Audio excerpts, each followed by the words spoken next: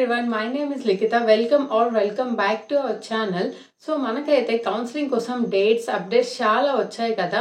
And ఈ counselling process లో చాలా మంది నాకు ఫ్రీక్వెంట్ గా డౌట్స్ అడిగారు అండ్ దానికోసమే నేనైతే ఈ వీడియో చేస్తున్నా. సో ఇంకా లేట్ చేయకుండా వీడియో అయితే స్టార్ట్ చేసేద్దాం.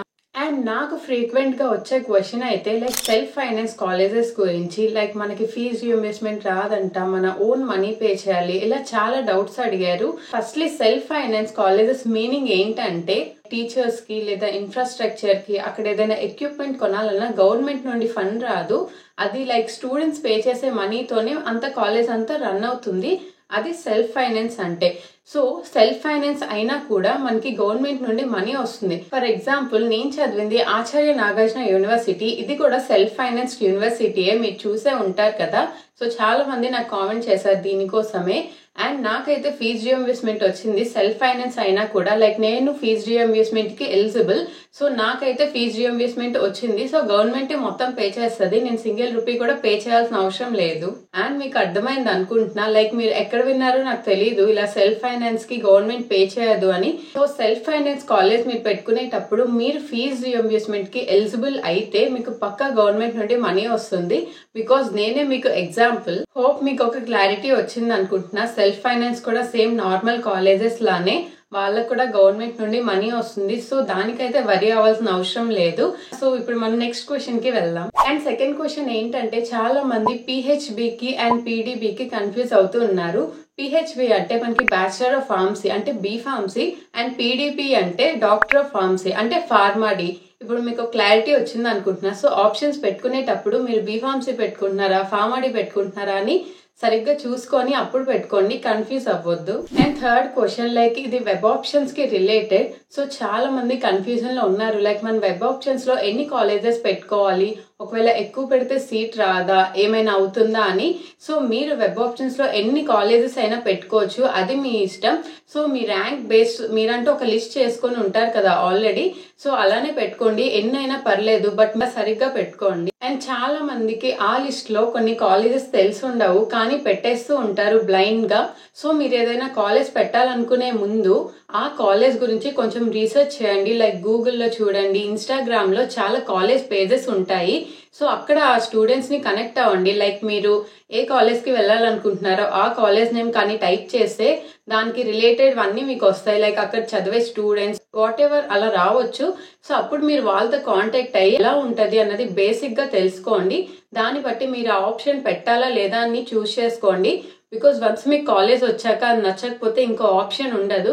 సో మీరు ఏదైనా పెడితే దాని గురించి కొంచెం రీసెర్చ్ చేసి అప్పుడు మీరు ఆప్షన్స్ పెట్టుకోండి. అండ్ ఇంకొకటి, చాలా మంది స్టూడెంట్స్ వెబ్ ఆప్షన్స్ పెట్టుకునే టైంలో ఇది చాలా మంది చేస్తూ ఉంటారు. అదేంటంటే మాకు చాలా మంచి ర్యాంక్ వచ్చింది కదా, ఒక 5 or 6 పెట్టుకుంటే నాకు ఈజీగా వచ్చేస్తుంది, సో అన్ని పెట్టాల్సిన అవసరం లేదని అనుకుంటారు. సో మీరు అలాంటి మిస్టేక్స్ చేయొద్దు. బికాజ్ మనం కట్ ఆఫ్ ఎలా వ్యారీ అవుతుంది అని చెప్పలేము. సో మనం ఛాన్స్ ని మిస్ చేసుకోకూడదు. కాబట్టి సేఫ్ సైడ్ గా మీ ర్యాంక్ కన్నా ఎక్కువ ర్యాంక్ కి కూడా కొన్ని కాలేజెస్ ఉంటాయి కదా, అవి కూడా పెట్టుకోండి. బికాజ్ ఇవి మిస్ అవ్వచ్చు ఒకవేళ కౌన్సిలింగ్ లో. సో మీకు అప్పుడు ఏ సీట్ రాకుండా ఖాళీగా ఉండకుండా ఏదో ఒకటి మంచి కాలేజ్ వస్తుంది. నాకు ఒకరు కామెంట్ చేశారు, లైక్ లాస్ట్ ఇయర్ వాళ్ళు ఇలానే వెబ్ ఆప్షన్స్ లో ఇలా తప్పు పెట్టడం వల్ల వాళ్ళకి 1 year వేస్ట్ అయ్యి మళ్ళీ ఇప్పుడు మీతో కలిపి ఎంసెట్ రాసి ఇప్పుడు కౌన్సిలింగ్ తీసుకుంటున్నారు. సో మీరు ఆ మిస్టేక్ చేయొద్దు. వెబ్ ఆప్షన్స్ పెట్టుకునేటప్పుడు చాలా జాగ్రత్తగా ఉండాలి. అండ్ చాలా మంది కట్ ఆఫ్ చూసుకోకుండా ఏ కాలేజ్ పడితే అది ఎలా పడితే అలా పెట్టేస్తారు. మీకు already last year cut off ranks అన్ని రిలీజ్ చేశారు, ఒకసారి వెబ్సైట్ లో వెళ్ళి చెక్ చేయండి. మీ ర్యాంక్స్ తగ్గట్టు కొన్ని కాలేజెస్ కూడా ఉంటాయి. సో అవన్నీ సెలెక్ట్ చేసుకొని మీ ప్రయారిటీ ఆర్డర్ వైజ్ అవన్నీ పెట్టుకోండి. సో మీరు వెబ్ ఆప్షన్స్ ఎలా పెట్టుకోవాలంటే, సో ఫస్ట్ మీరంటూ కొన్ని కాలేజెస్ అనుకుంటారు కదా, నాకు ఈ ర్యాంక్ కి ఈ కాలేజ్ వస్తుంది అండ్ నేను ఈ కాలేజ్ కి పక్కా వెళ్తాను అని. సో మీరు ఫస్ట్ అది పెట్టుకోండి. అండ్ తర్వాత దానికన్నా నెక్స్ట్ మీరు ఈ కాలేజ్ కి వెళ్ళాలనుకుంటారు, అలా మీ ఆర్డర్ లో పెట్టుకుంటే మీ ర్యాంక్ కి ఏదైతే మ్యాచ్ అవుతుందో ఆ కాలేజ్ మీకు లాక్ అవుతుంది. సో మీకు ఆ సీట్ వస్తుంది. అండ్ ఇంకొక ఇంపార్టెంట్ థింగ్ ఏంటంటే ఈ రోజు నాకు ఒకరు కామెంట్ చేశారు, లైక్ ఈ రోజు వాళ్ళు వెళ్ళి రిజిస్ట్రేషన్ చేసుకున్నారంట, కానీ లైక్ వాళ్ళు బీఫార్మసీ పెట్టబోయి పారామెడికల్ కోర్సెస్ పెట్టుకున్నారంట. అది కూడా 2200 పే చేసి. లైక్ వాళ్ళ నెట్ సెంటర్ లో కరెక్ట్ గానే చెప్పారంట నాకు బీఫార్మసీ కావాలని, బట్ అతను బీఫార్మసీ పారామెడికల్ అంతా ఒకటే అని అది పెట్టేశారంట. వీళ్ళు తర్వాత చూసారు లైక్ 2200 అనవసరంగా వేస్ట్ అయిపోయాయి. సో మీరు నెట్ సెంటర్ కి వెళ్ళేటప్పుడు లైక్ మీరు పక్క నుండి అన్ని చూసుకోవాలి, వాళ్ళపైన టోటల్ గా డిపెండ్ అవ్వకూడదు. కొంచెం ఎక్స్పీరియన్స్డ్ ఉన్న నెట్ సెంటర్ దగ్గరికి వెళ్తే మీకు మంచిగా ఏ ప్రాబ్లం రాకుండా ఉంటది. సో ఈ పర్సన్ కి జరిగేటట్టు మీకు అవ్వకూడదంటే మీరు పక్కనే ఉండి అన్ని క్లియర్ గా చెక్ చేసుకోండి. బికాస్ ఒక్కసారి మనీ పోతే మళ్ళీ రావు, డబ్బులు ఊరికే ఎవరికి రావు కదా. సో నేను చెప్పే ఈ కొన్ని టిప్స్ ని మీరు ఫాలో అయ్యి వెబ్ ఆప్షన్స్ ని సరిగ్గా పెట్టుకోండి. బికాస్ మీరు ఎలా ఆప్షన్స్ పెట్టుకుంటారో దాన్ని బట్టే మీకు ఏ కాలేజ్ వస్తుందో డిసైడ్ అవుతూ ఉంటది.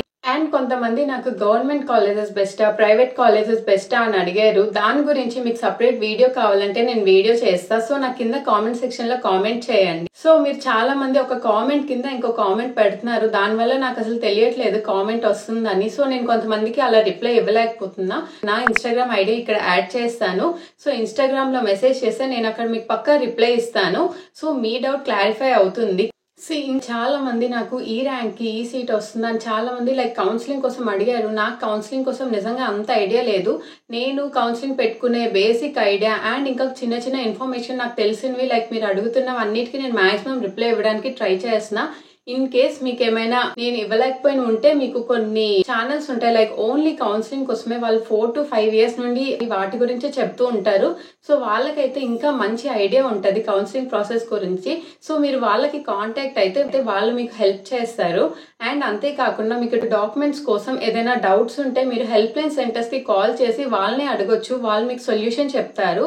ఒకవేళ సర్టిఫికేట్ వెరిఫికేషన్ టైంలో ఏమైనా ప్రాబ్లం వస్తే మీరు డైరెక్ట్ గా హెల్ప్ లైన్ సెంటర్ కి వెళ్ళి చేయించుకోవచ్చు. సో నాకు తెలియకపోయిన అందుకే నేను కొన్ని రిప్లై ఇవ్వట్లేదు, కొన్ని తెలియకపోతే తెలియదని చెప్పేస్తున్నా. Sorry for that. సో ఈ వీడియో వల్ల మీకు ఒక క్లారిటీ వచ్చింది అనుకుంటున్నా. ఇంకా ఏమైనా డౌట్స్ ఉంటే కింద కామెంట్ సెక్షన్ లో కామెంట్ చేయండి.